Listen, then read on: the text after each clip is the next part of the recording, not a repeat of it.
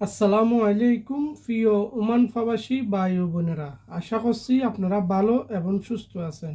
এই ভিডিওতে আলোচনা করব ওমান প্রবাসীরা তেনাজুল হয়ে অন্য মালিকের কাছে ভিসা লাগাইতে চাইলে পুরাতন আরবাব থেকে অনুমতি নিতে হবে কিনা, বা ক্যান্সেল হয়ে অন্য মালিকের কাছে ট্রান্সফার হলে অনুমতি নিতে হবে কিনা, কিভাবে ভিসা ট্রান্সফার করলে অনুমতি নিতে হবে না আর কিভাবে করলে অনুমতি নিতে হবে, এই সিস্টেমগুলো নিয়ে আলোচনা করব।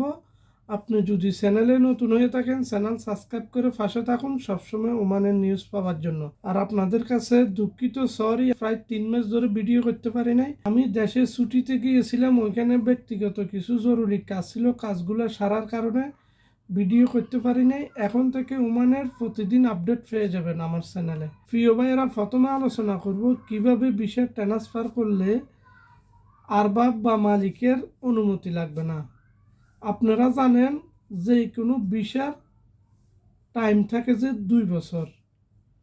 এই 2 বছর টাইম থাকা অবস্থা যদি আপনি কোনো আরবাবের কাছে বা অন্য কোনানে ট্রান্সফার হইতে চান, তাহলে আরবাবের অনুমতি লাগবে। কারণ যে 2 বছর ভিসার টাইম আছে, এই 2 বছরে একটা এগ্রিমেন্ট থাকে।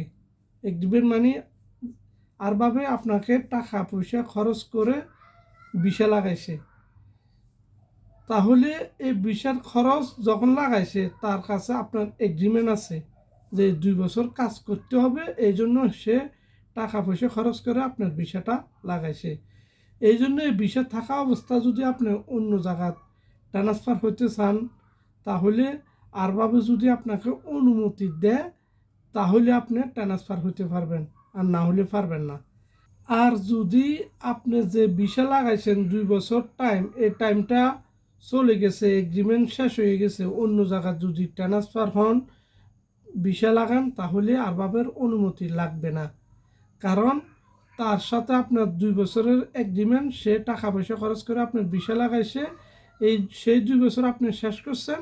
এখন আপনি যদি অন্য আরবাবের কাছে, অন্য মালিকের কাছে ভিসা ট্রান্সফার করেন, এই ক্ষেত্রে তার কোনো অনুমতির প্রয়োজন হয় না। এবং আপনি যদি অন্য মালিকে ট্রান্সফার করেন, সে চাইলেও আপনাকে কিছু করতে পারবে না, কারণ এটা ওমানের কানুন। তো আশা করেছি আপনাদেরকে বুঝাতে পেরেছি। ভিডিওটা শেয়ার করে অন্যজনকে দেখার সুযোগ করে দিন। সবাই ভালো থাকবেন, সবার জন্য দোয়া রইল। আল্লাহ হাফেজ।